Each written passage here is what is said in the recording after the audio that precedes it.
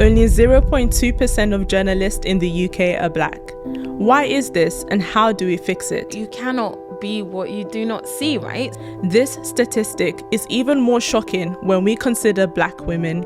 Afua Acheampong-Hagan is swimming against the tide. Having a good attitude, people like to work with people that they like. Do you know what I mean? That is so true. Yeah. In this episode, we unpack the structural barriers and look into Afua's story. Tell me some of the things you've kind of had to overcome, even as a black woman, to be in this position. That's a good one. How she has been able to succeed when the odds are stacked against her.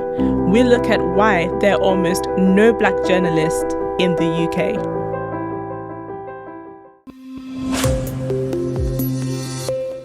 I want more than just a piece.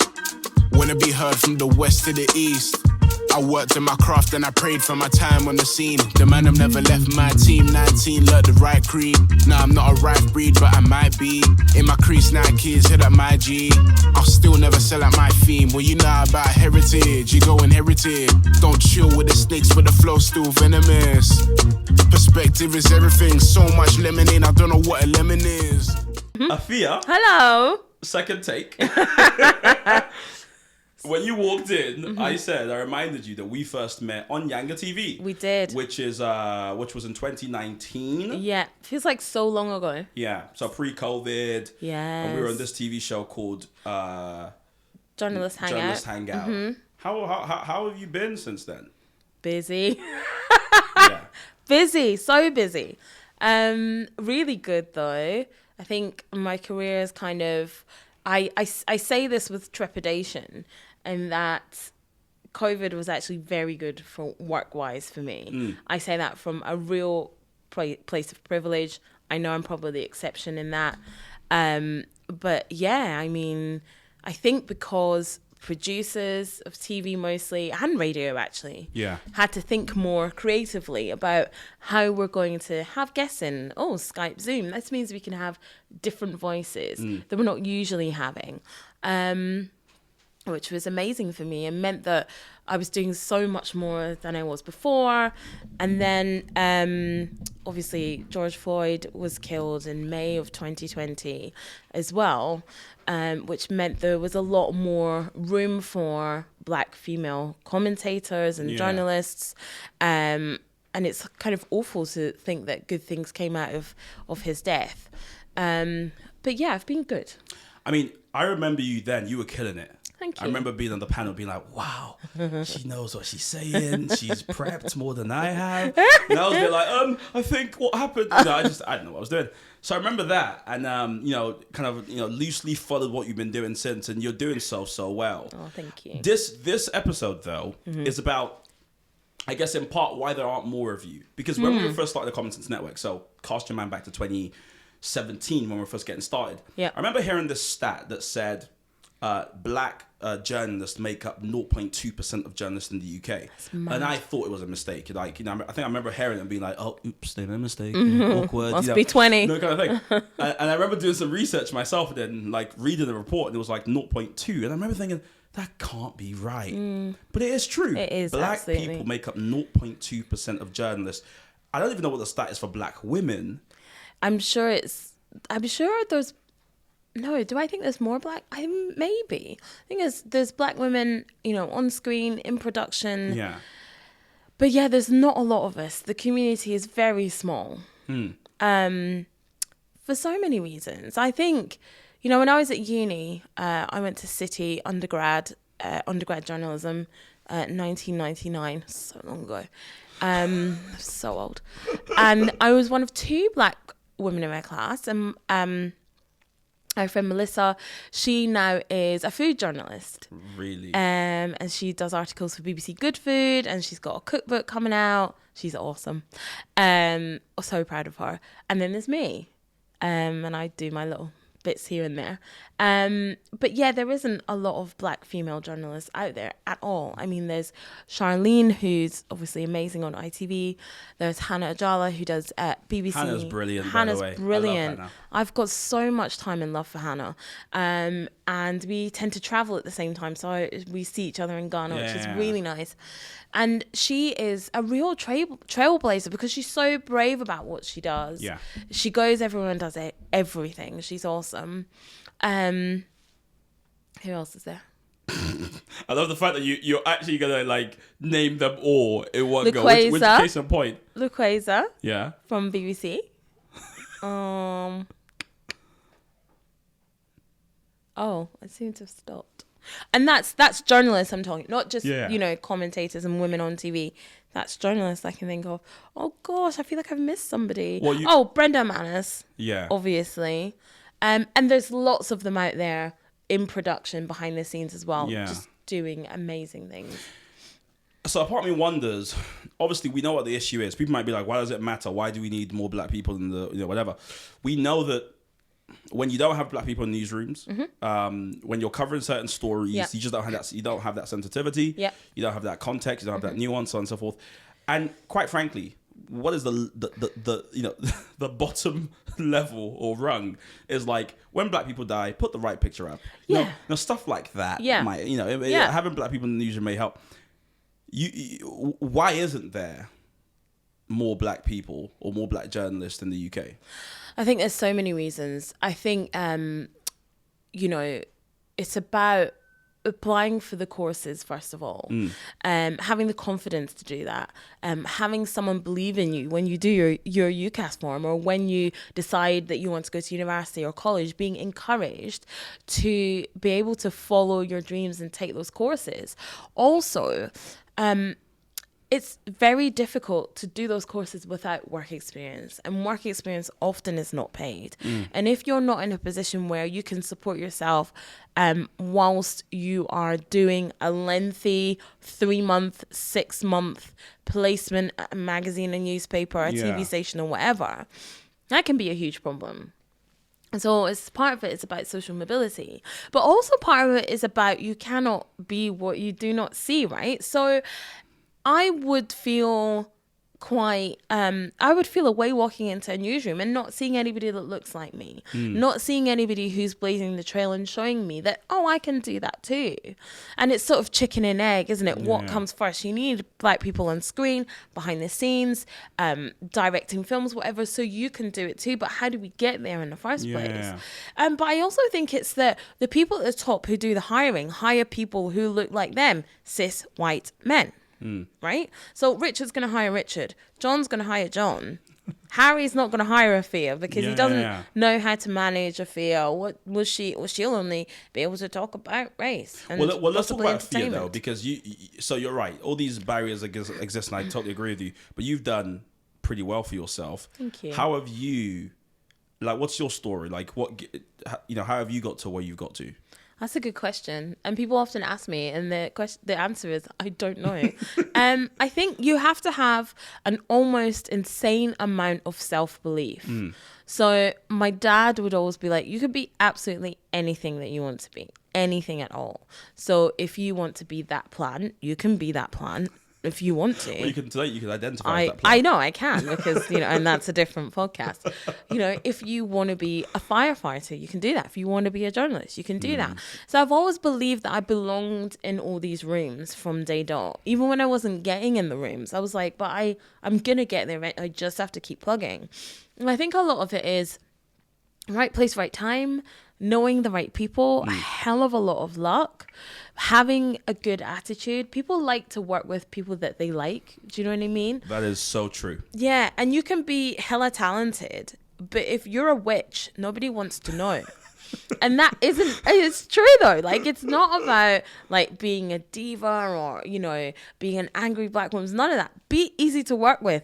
Carry your own bags. Do you know what I mean? Yeah. Just be personable. Offer to buy someone a coffee. People like to work with people that they like, That's such a key thing, because I find, like, I've been part of boards that make decisions on, say, funding, and it's so interesting to me how when we're making, I probably shouldn't confess this, but when we're making decisions about, you know, who to allocate funding to or who to get for something, you know, yes, you look at all the, you know, kind of what people have achieved, what they've done, but someone always says something like, oh, he's really nice, or like, oh, she's lovely to work with, and that, believe it or not, plays a massive part in deciding who ends up getting the pot of money or who ends up kind of whatever, just being likable. Yeah, and it actually trumps everything, because if you're easy to work with, someone will think, oh, I called Afua up and she was really, you know, she was really personable, had a good luck, let me call her again because she's, let me call her. And a lot of it, I think, is that. I think I'm just quite a nice, easygoing person. I'm not sure if my husband would agree, but and I think that makes a massive difference. Yeah. Also, I've just always kept plugging away. I'm a yes person, so I'll say yes to things, even though I'm not really sure how I'm going to manage to do that. Yeah. So I remember the first time I was called up to do Good Morning Britain. Oh, gosh. I've seen you a number of times on there since, by the way. Yeah. Every time I think 90% I'm always agreeing with you. Good. Yay! Most of the country, we'll not so We'll much. disagree later. Yeah. But go on. What was that like? So the first time I was asked to do Good Morning Britain, it was about Michael Jackson and his music. Should we continue playing Michael Jackson's music? Oh, God. And at that time, I was presenting a show on radio, so there was like DJ and presenter Afua Dom, the maiden name. And I was like, oh, okay, yeah, I can do that. And they were like, yeah, so you'll debate against this person, and, you know, what stance would you take? And I was like, well, it's a bit dodgy right now. I'm not sure if I'll be playing his tunes while this documentary is out. It's all a bit, but maybe in the future. But, you know, I don't think you can separate the man from the music. Same with R. Kelly. It's problematic. That was my stance. And they were like, cool, right, we want you to come in. And I was like, what? And come into the studio, and I was like, oh, okay, yeah, sure. Then I like panic called about 15 people and was like, what am I doing? And my friend Karen Chambers, who's this incredible producer, director, she's just a force of nature. She had worked on Good Morning Britain, so I called her and she was like, right, this is what we're going to do. And she prepped me and everything. You need those friends, man. You need those friends. She's incredible. I love her so much. So she prepped me. She was like, this is how we're going to approach it. Make your notes. Don't be nervous. Don't think about the 5 million people that are watching. I was like, bleh. And then she was like, afterwards, turn off your Twitter notifications. Oh, gosh. I said, okay, cool, fine. So I did it. It went really well. I didn't turn off my Twitter notifications. And, you know, the heat was a lot. Michael Jackson fans. Yeah, I mean, he's a Exactly. messiah to them. Literally. So for a couple of days, I was like, oh, put the whole of social media in the bin. But it went well. So they call me back and they call me back and they call me back. So that's the type of person I am. I always take on a challenge. You know, that's how I really got into broadcasting, because a TV channel, Arise News, called me up to talk about... We love Arise. We love Arise News. They've... taken us for a ride a few times, but come on. they called me up to talk about Nelson Mandela. It was just after he died, and that was Karen again. Karen is a main feature in my story. So Karen was working at Arise News. This is how we met. She called me. I was working at Pride magazine. She just was looking for black women to come on TV and talk about Nelson Mandela. She said she picked up a copy of Pride and was like, right, that person, features editor, she'll do. Called me on my direct line and was like, right, this is what I want. And I was like, okay, sounds like fun. I'll do that. Never done it before. Didn't have anyone to prep me this time because she wasn't my friend yet. But I was like, it sounds fine. I'll do it. It's fine. So I went into the studio the day of his funeral, and it was a live 3-hour show. Oh, gosh. And it was myself. I was a presenter's friend with another presenter and someone else. The presenter was David Glencorse, legendary Sky presenter who is now at Arise News. And we were talking about Nelson Mandela and what he meant to us and the funeral and what would happen and everything. And I ended up crying on air. Oh, wow. Because I was talking about, like, what Nelson Mandela had meant to my family. We didn't know them. We're not related. But my mom and dad, just get that straight. I am not Nelson Mandela's long lost daughter. No. But my mom and dad were quite activist in Glasgow at that time. So we didn't have, South African products in the house, South African oranges because of apartheid and all that kind of stuff. And I remember when Nelson Mandela was freed, we moved house that day, and the first thing that we did was plug in the television so that we could see his walk to freedom. Yes. And my mom and dad were like crying and celebrating, and I was like eating a Chinese, just like, can we have going beds? Yeah. And so I just got really emotional about it and cried on air. And the next day, the executive producer called me up and was like, we need you back. Oh, wow. We want you back. And I was like, really? Because I wept. And they were like, we loved it. And I was like, okay, I'm not going to cry every single time. No, that's fine.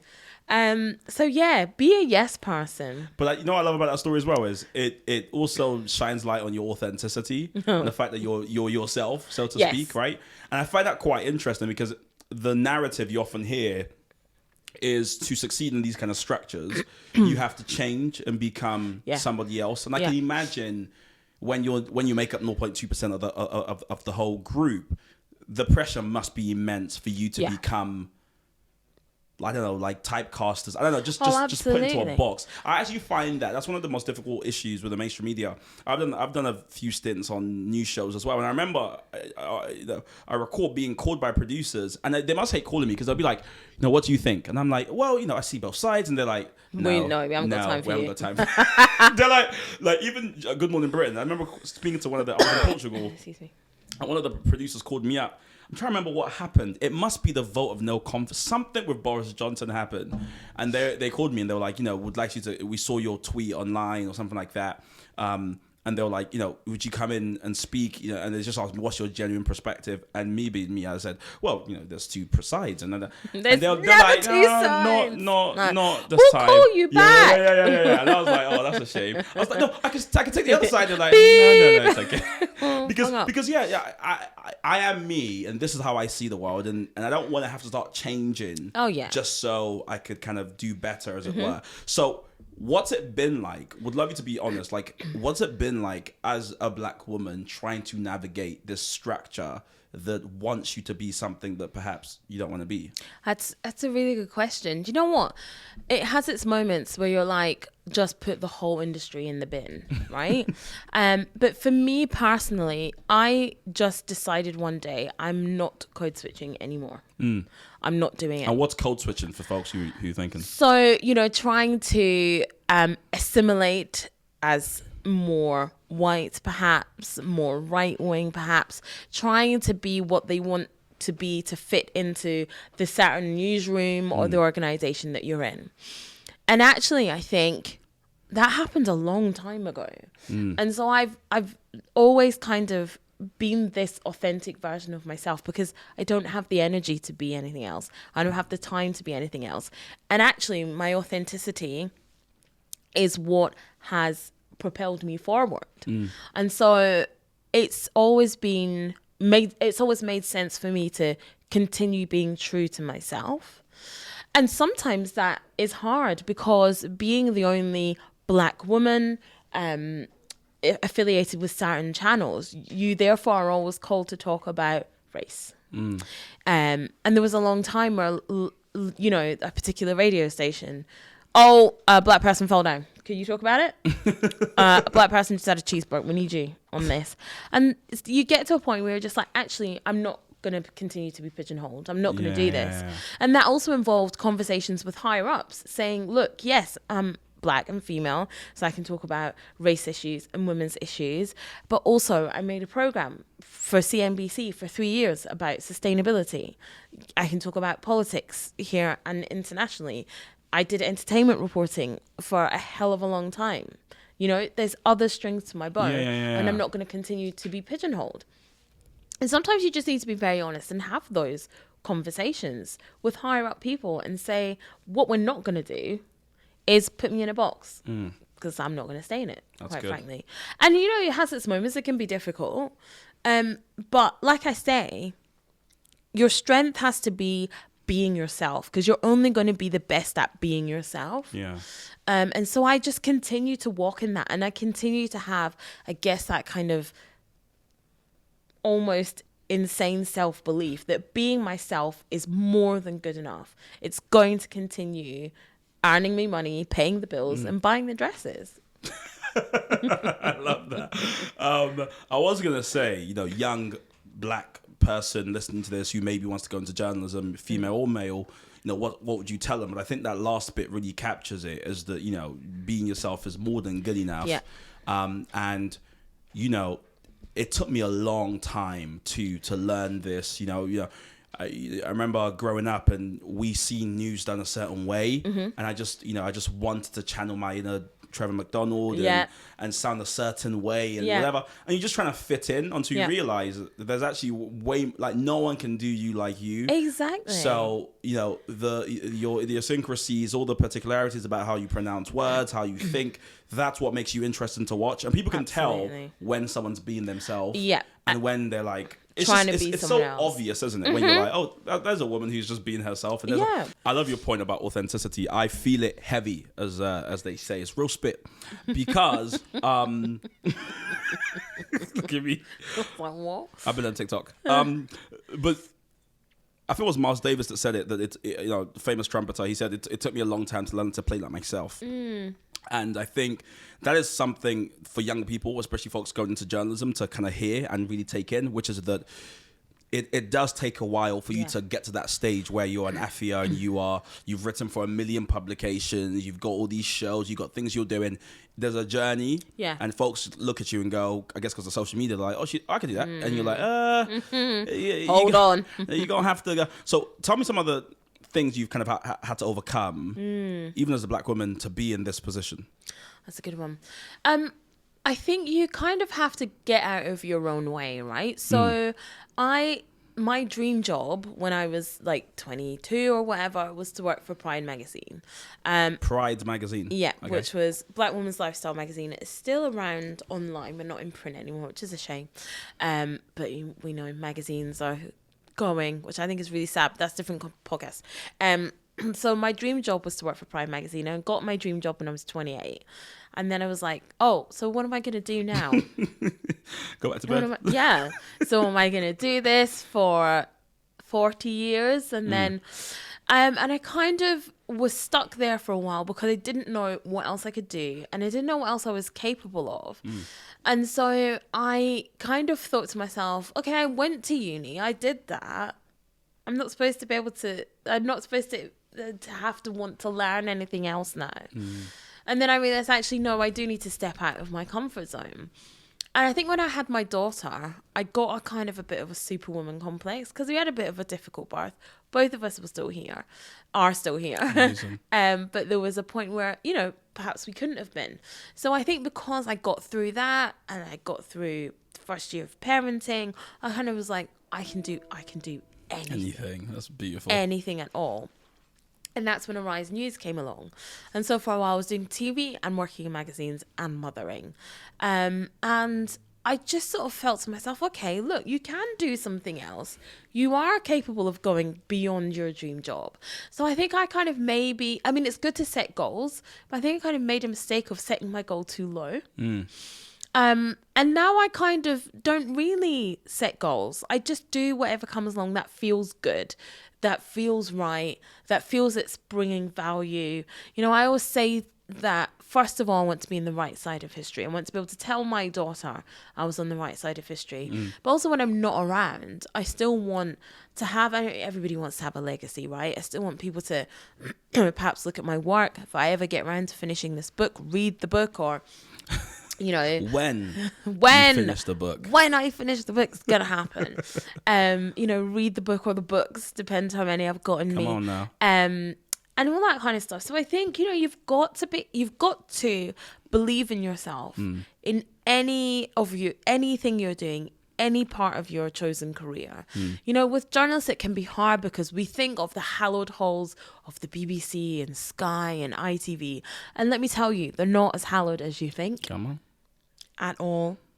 And there is so much value, first of all, from not sticking to one broadcaster, and so much value from working for smaller broadcasters, where you will learn so much more because you're given so much more opportunity to do that because it's typically a smaller team. Yeah. I'm not saying that you shouldn't set your sights on BBC or Sky or anything, but what I am saying is set your pool wider. Yeah. And think about what it is that you really want to do. Like, I still do some work for Rise News. I also work for BBC and Sky and ITV and Talk TV and newer stations. I've learned so much along the way that enables me actually now to do all that. Yeah. I also do royal reporting for Canadian channels. I do international reporting for Ghanaian channels, you know, because I cast my net a bit wider.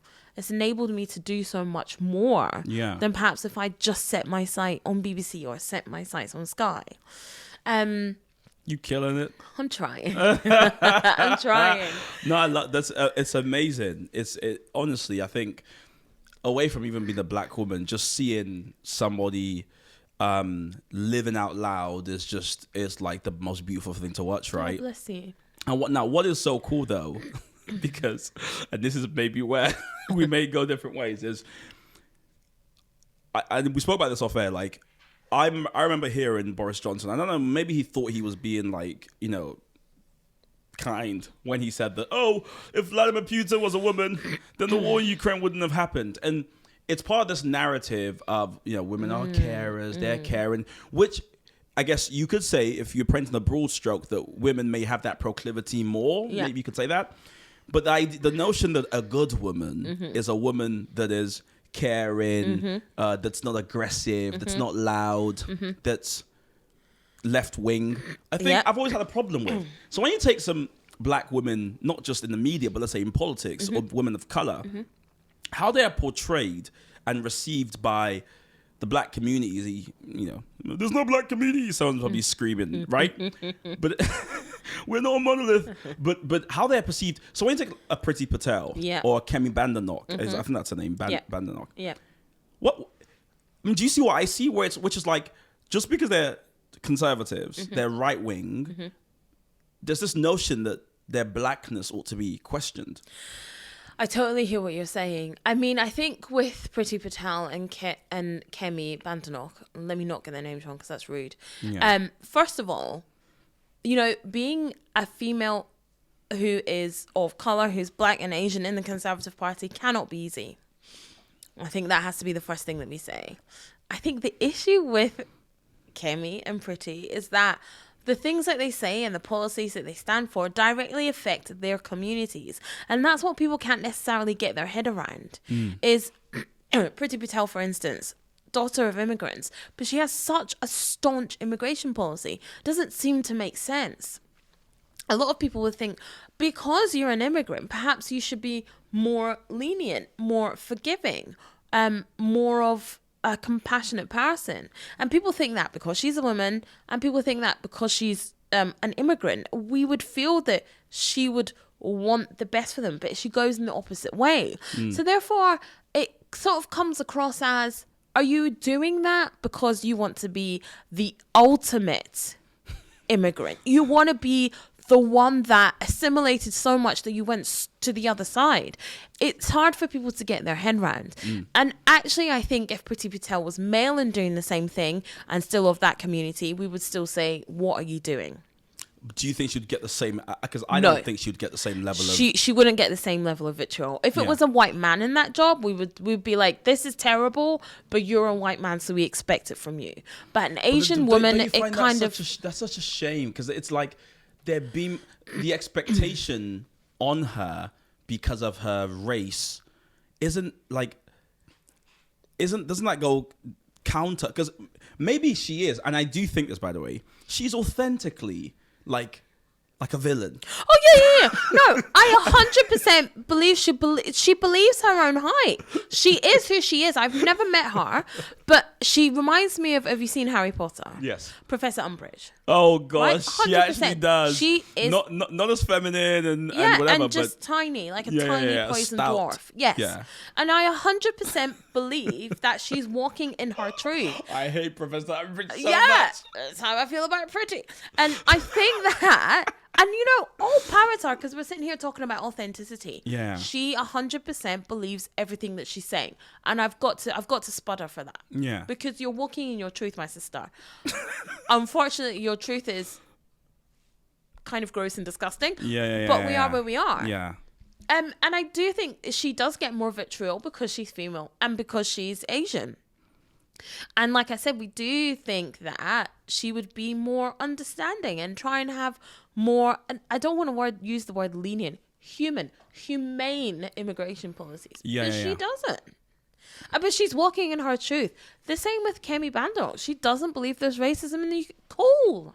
I'm happy for you. Yeah. I'm happy that is your experience. But what she needs to understand is that's her experience is not the majority of the UK's experience. Like you so rightly said, the black community is not a monolith. We all have not had the same experience. My experience growing up in Scotland is very different from your experience. Where did you grow up? South East London. Exactly. You know what I mean? Glasgow, South East, it's not the same. Yeah. We have very different experiences growing up. The black community is not a monolith. Yeah. But standing up and saying that her experience is the only one that should be valued and is the only one that's the top drawer and is the only one that people should listen to is not correct either. Do you know why I find interesting? So I agree with you. I think on both points, actually, I agree. I do wish that we had a more humane immigration policy. I think it's beyond Priti Patel, though. I mean, there's nothing new about her immigration policy. Bar the Rwanda plan and the fact that... Remember when Theresa May had literally vans saying going around? Home. Yeah. Like, and literally like the child catcher just getting giant nets and sweeping people up and putting them in the van. This is the thing. I mean, I spoke about it on the previous podcast as well, is you can't be a home secretary and like be popular. That's just no, there's no right way to deport people. So that's that. But especially as an immigrant myself, I couldn't in good faith say no one should be allowed in this country. I mean, this is ridiculous. So sorry, I forgot what I was saying. I was trying to make a point about the fact that it seems as though conservative women that are of color just from the get-go have this kind of, people are suspicious of them. There's something that must be not wrong with them, but something untoward. And there's this kind of purity test, which certain commentators online, and I've seen it, certain left-wing commentators, I find them insufferable, to be quite frank, because not only do they criticize these black people who have a different perspective, but they also go down the route of like demeaning and insulting them, how they look, how they dress, and all these kind of things.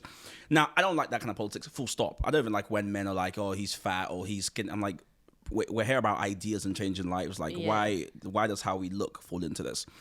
But the level of vitriol is so high that a part of me just wonders, like, how in the world is this helpful? Because maybe she is a genuine conservative who genuinely doesn't believe in quote unquote systemic racism, And if we believe in authenticity, why don't we just accept that that's a perspective and go, I disagree with it, but it's a perspective, rather than, oh, she's dumb, she's evil, she's ugly, look at her hair, I'm like, The thing is that these conservative women that we're talking about, Priti Patel and Kemi Bandok, like we said, they are conservative women.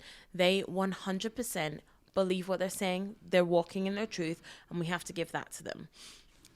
We, as commentators, and I count myself as that, as a journalist and everything else, I'm staunchly left. I couldn't be more left if I tried. But what I'm not going to do is engage in this kind of dog whistle politics. I'm not doing it because I would hate it. And this is getting very like, airy-fairy and a bit sort of primary school. But I would hate it if someone talks about my looks, my color, the way I dress, my weight, my size, when I was saying something instead of listening to what I'm saying. I have had so much abuse on social media where you hate what I'm saying, but you've made it about my looks, and it's not about that. If you hate what I'm saying, when you do that, thank you. If you hate what I'm saying, hate what I'm saying. Yeah. But don't hate what I'm saying because I'm not a size 10, or don't hate what I'm saying because I have a lovely dark hue that you don't have. Do you get it? Yeah. Or because my hair is not like yours.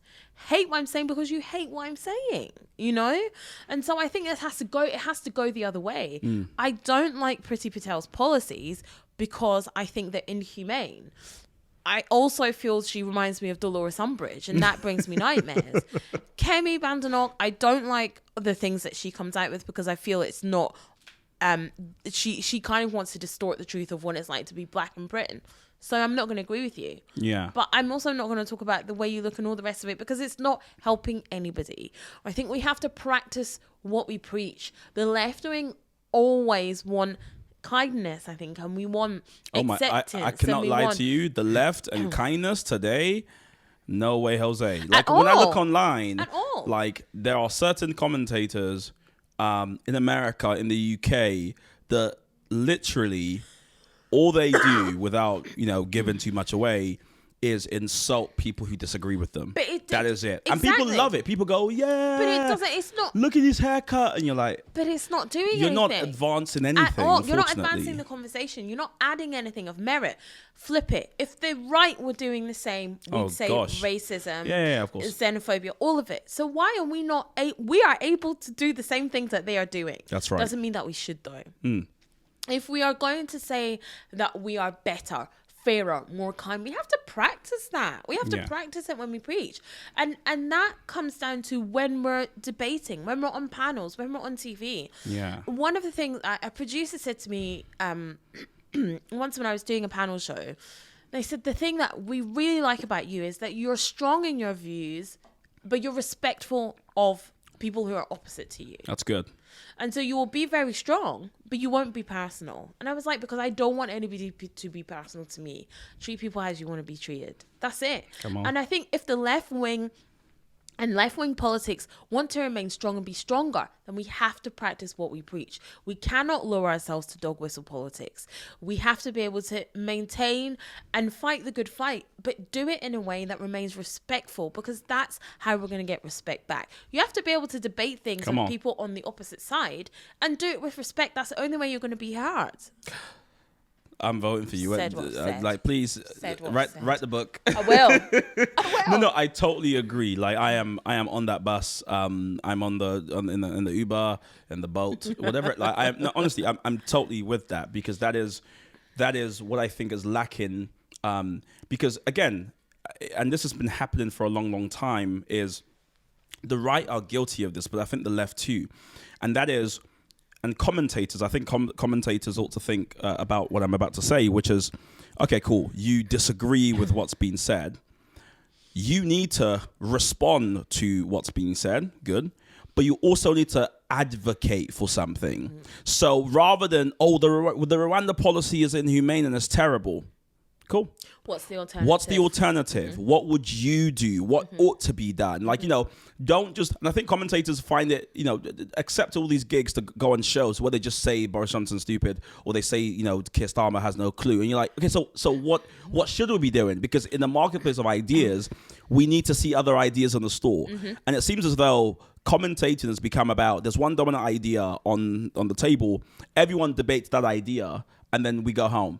But no one says, what about this option? Or what about that option? Or why don't we have this? Why don't we try this? Okay, this worked in 1984. Let's bring it back. None of that happens. And I just feel like we've got to that stalemate now where, honestly, the cultural stuff is tiring. Yeah, it's boring. Just seeing people go back and forth on toilets and who can be what. It's just like, we get it. Like, this is... It's so uninteresting. But the problem with that is that, first of all, there's a few presenters who I won't name, Piers Morgan, Dan Wooten, who love culture wars, right? Oh, absolutely. They love it. So their whole MO is about a culture war. So if you look at the running order from starting from culture war, entertainment, bye. That's your whole show, right? Pretty much. And so producers who should not get the blame, because certain presenters executive produce and therefore run the show, they are doing what they're being told to do. We'll get commentators on who won't have ideas and solutions, and they're not there for that. They're there to feed into the culture war. And I think we are reaching a tipping point where actually the culture war is going to stop selling and stop being interesting. I think there was a time where it was much more, people were buying into it much more, but like you said, we're getting tired now. It's boring. I like you so rightly said, like arguing about who can use what toilet. People, you do know that your toilet at home is gender neutral.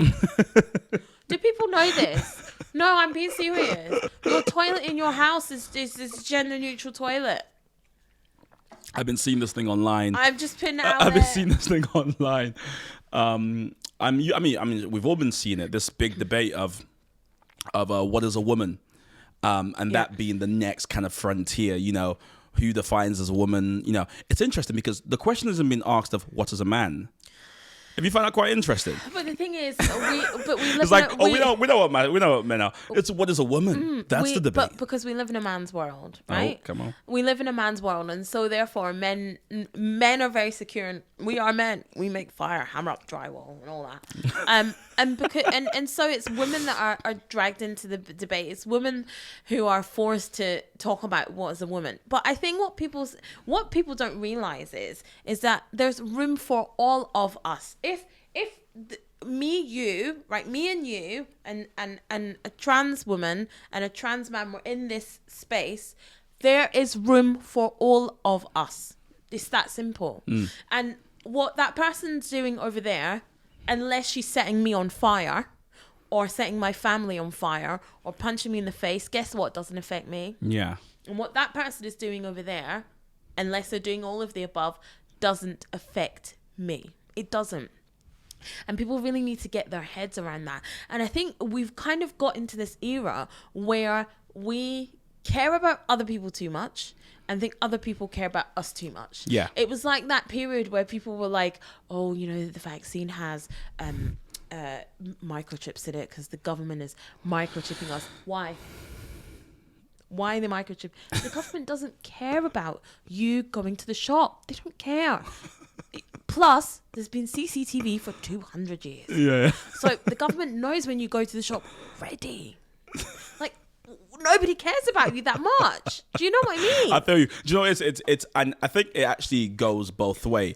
I don't want to trivialize the issue because I do understand that for some people, self-perception is very important, and folks who are trans, that is why you know a lot of trans folk want the recognition from people from platforms because Absolutely. how they're perceived is quite important, and how it's self-identification. That's the how one. they identify. But it's the point. So self-identification and self-perception for me, that's the difference that we're not really getting clearly. People will perceive you. Sorry, you cannot control how people perceive you. That's just it. You can try and force them, but you can't. Self-identification, I do think, is a worthwhile platform to kind of have arguments and fight because we all, and I absolutely believe this, every single person should have the right to identify how they want to identify. Absolutely. I'm a big believer in that. As a Christian, I have no issue saying something like that. I just think everyone must have the freedom to identify as themselves. When you jump over to now, you must also see me as this or join me in this. That's why I think we'll keep going round and round in circles because, as you said, if I want to live with my family in this kind of bubble, why do I have to then go around, you know, joining everyone's conversation and everyone's I don't do what you want, identify as you want, but I don't have to be a part of that. And I think that's where the debate, if you like, seems to be. But again, I still come back to this issue where I'm like, why aren't we also discussing what a man is? And why isn't that a contentious debate and discussion? Why is it womanhood that's kind of up for questions? That's very true, actually. And because people can also transition to be men as well. And I think maybe because, is it maybe because women can give birth and therefore that is, it feels more emotional. People are more invested, therefore. And does the ability to give birth, is that part of the definition?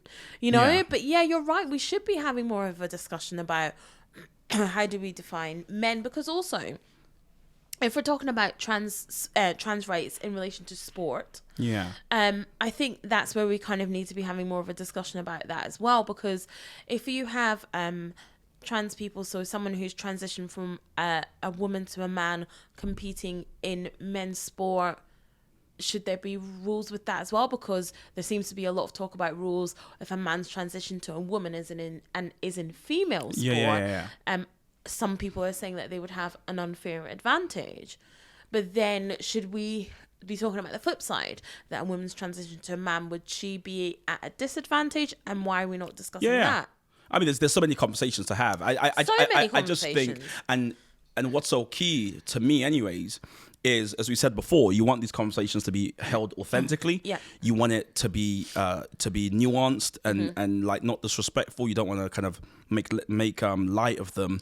Yeah, because the dog whistle the kind of politics that I've talked about before. Yeah. Prime example this week, we had, Piers Morgan on his show, had Macy Gray on. I saw that. Big fan of her music, but I mean, first of all, Macy, I was going to say no one asked you, but Piers asked you, right? Yeah. And this is the thing, is that everybody, you could feel what was about to happen. Yeah. But all that is just culture war, and it's nonsensical. It's nonsensical. And Macy Gray now trying to deny she said it, trying to do the big clawback. Piers Morgan's just sitting there going, he. 12 people watched it. It's just, what is the point? What was the point? Yeah, I mean, why is she weighing in? It is a bit odd. A way to put the final nail in your career, Macy Gray. It was just a bit random. But I mean, that's what Piers' platform seems to be known for these days. I bring up the women point because, of course, we had, and I saw you post about this, so I thought it'd be great to hear your thoughts on it. Roe versus Wade.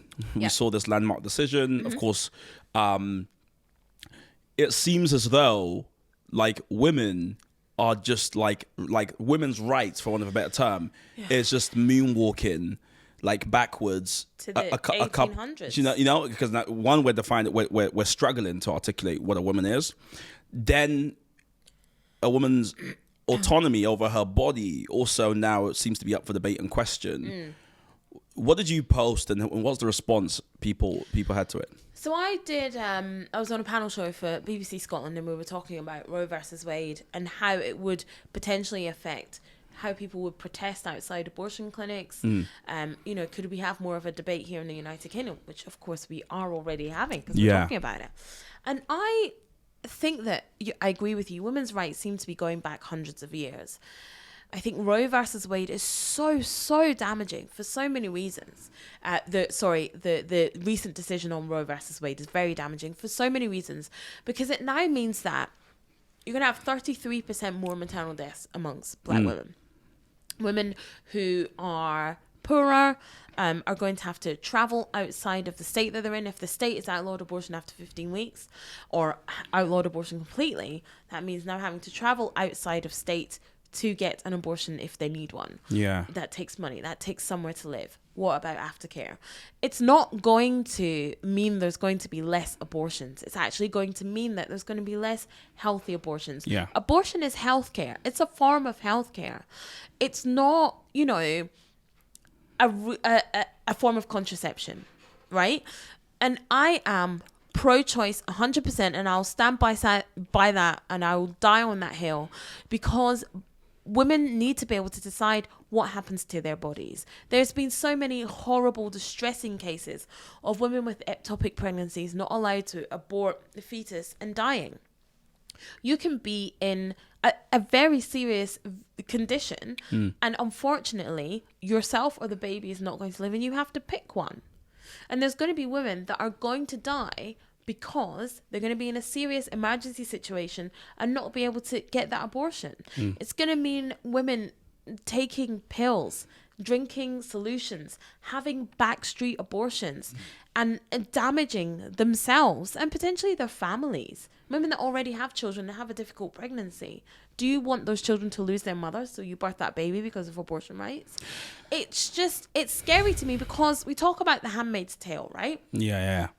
And we talk about the show, and we kind of go, oh, this is very Handmaid's Tale. But this is how it started. Literally. If you talk to Margaret Atwood, the author of the original books, before it was turned into the series, which is on Hulu and Channel 4 here in the UK. But when you talk to Margaret Atwood, I've seen her talking about what made her write The Handmaid's Tale. It's not in the very near future. And this is how it started. The repealing of women's rights. Yeah. And also climate change was a huge part of why The Handmaid's Tale came about. Because, sperm counts went down and all the rest of it. Google it. It's of the premise of The Handmaid's Tale. Climate change, repealing of women's rights. And also we have to think, okay, so Roe versus Wade, the right to get an abortion after a certain time or at all has gone. What is next? Interracial marriage? Gay marriage? They're talking about contraception in marriage, talking about having sex in private. This is what's next. Yeah, I mean, it's difficult. I've actually undergone a transformation on this topic because I remember growing up being heavily pro-life. Like I was super pro-life. I'm a Christian, and that was what I believed growing up.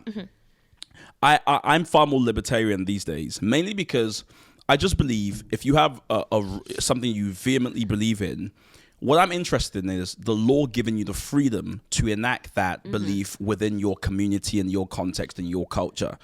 The idea that the whole country ought to follow that personal belief I have. So in my family, for instance, let's suppose I am, I'm pro-life. Okay, well, I can be pro-life in my family. I can be pro-life in my church. I can be pro-life in my community, and we can all agree that this is the kind of norm, as it were. But I think when we apply a blanket law, on everybody, born off of what we personally and deeply believe, I think that's where you start to have bad governments. Yeah. I don't think that's I mean, even put it this way, the whole idea of democracy, at least in the UK, the democratic process we have is built really on Edmund Burke's work. Burkean representative democracy. The idea is, as a MP, you represent the views and the thoughts of people in your constituency. Absolutely. The notion that you, because you're now the MP, can go, I'm a Muslim, I don't drink alcohol. All right, let's ban alcohol in the country. It's like, whoa. That's not quite how lawmaking works. Yeah. And I think, unfortunately, it's this catch-all nature of politics, especially in America, is what makes lawmakers think, oh, I'm just here to basically advocate for what I want and just change the country based on my belief. And that's not it. It's not it. And that's not it. Absolutely what you said. It's bad governance. And America has been the victim of bad governance since for a while. Since 44? Was Trump 44? He was, wasn't he? for a long time. He who must not be named. He who must not be named. And America doesn't seem to be able to recover from bad governance. Joe Biden has such a huge job on his hands. And we're a year in, and he lacks the stamina. He's tired. Stamina. And Kamala Harris, bless her, is in his tailwind and not really able to do much. She needs to either step up and be leader and have a really good deputy, or she needs to have a leader and that she can deputize to, who is much more dynamic. Yeah. And I think, obviously at the time, Joe Biden was the only alternative. 4 more years of Trump. I mean, Jesus God. But we've seen what's happened and we're in Roe versus, but nobody saw that coming. Yeah. Even when we had the leak, back in March, I think it was, that they were perhaps going to, we never saw it coming. And you're right, it is bad governance. And this is the thing, is that what you have in America is fundamentalist Christians in the GOP, right? In the GOP running the party along with their beliefs, according to their beliefs. That's what I mean to say. And that doesn't work. I'm a Christian. You're a Christian. I cannot impose my beliefs on an entire nation of how many millions of people. That's not how governance works. And if someone could come to me and say, we overturned Roe versus Wade and the right to get an abortion because of X, Y, Z, blah, blah, blah, blah. But from everything I've read, it's about their fundamentalist Christian beliefs. Yeah, so it's about a few judges. And I just when the whole country is in a different space. And it just beggars belief. But what worries me is that this is just the beginning. It's just the beginning for America. What is going to be next? And it also worries me that what happened with Trump can happen again. So when Trump was in power, the right wing all over the world were in battles. They were empowered. So you had the rise of the right wing in Europe. You had the rise of the right wing in the UK. So many people who had right wing views felt the need that they could express them and the rise of fascism, racism, everything. Right? So is that going to mean that other countries are now going to start looking at their abortion laws? Well, so hold on. America has outlawed abortion in a lot of states. should we be doing the same? Maybe we should be having discussions. I mean, abortion's still in criminal law here in England. It's been there since 1847. You have to have 2 doctors sign off for you to get an abortion. There's been, I think, 17 women have been convicted of not doing that. That's here in the UK. You know, so, and we had a couple of members of parliament the week before last saying, I don't think if a woman is pregnant, she should have complete bodily autonomy. Who asked you, white man? You know? And I worry that abortion will be repealed elsewhere around the world. And I worry about what's next for America. It is really interesting, I guess, to say the least, watching all of this unfold.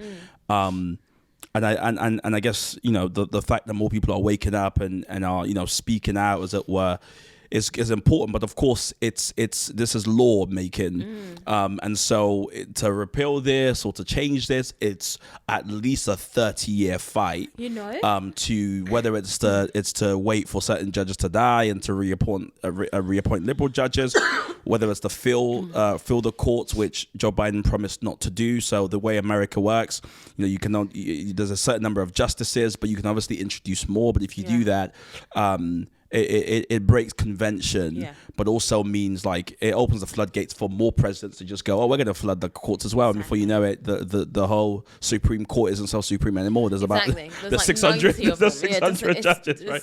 So I don't know, but one thing I do know is that you're brilliant, and I really enjoyed this conversation. I think I really think someone listening to this, did they listen, will definitely be empowered, because they're like, wow, like, you've come from Ghana originally, Scotland bred, born and bred in Scotland, in London, and even though odds are definitely stacked against you, like, not even trying to be nice or whatever, it's just a statement of fact that you are killing it. Oh, thank you. And I just think you're going to go from heights to heights, and I love the way Black women, if I can speak generically, grow, because when they do well, it's never just them. There's always a door open for somebody else. They're always lifting other people up. You know, so what would you say to the next generation of journalists, you know, who are looking to kind of hopefully be sat where you're sat in a few years' time? I mean, first I would say, if I can do it, absolutely anybody can do it. Anybody can do it. Have a crazy amount of self-belief. Believe in yourself. Believe in the right to take up space. Believe in your authenticity and the value that you can add to any organization that you're in. Find your tribe. That's really, really, really, really essential. Whether that's mentors who are journalists, whether that's just your friends who are always posting your stuff and hyping you up. Find your tribe, because that's so important. And I think you're absolutely right about Black women. When one of us wins, it kind of feels like all of us win. Yeah. And I must admit, there's a real crew of like wonderful women who I have around me, who some of them I know personally, some of them I don't. Some of them I just met on social media. Who, you know, will just drop in and say, love this, you're doing really well. And, you know, I see you're doing this and I do it for others as well. And that, you know, when you wake up in the morning and you have a little message from like Judy Love dropped me a message last night saying, oh, you're doing really well. You know, that just, it's so nice. Yeah. Because, you know, for someone to take the time to do that, and you just think, yeah, you know what, that's going to get me going for the rest of the day. So find your tribe, but just believe in yourself. It sounds so airy-fairy, but it's really, really basic. Believe that you're more than good enough. Yeah. That you have so much to add, that people want to see you on TV, but also believe that I'm only getting older. And I want people to come and take my place very, very soon. I want to retire to Ghana and start my surf school / florist. Love it. So, you know, I believe that there's people out there, there's Black women out there who hopefully I've made it a little bit easier, you know, meddling my way through for them to come through. And I'm excited to see who comes behind me. I really, really am. There's so much space for you guys, honestly. And hit me up for any tips. You're brilliant. I don't have any. You're brilliant. I wish you all the luck in the world. Oh, all the goodwill. Yay!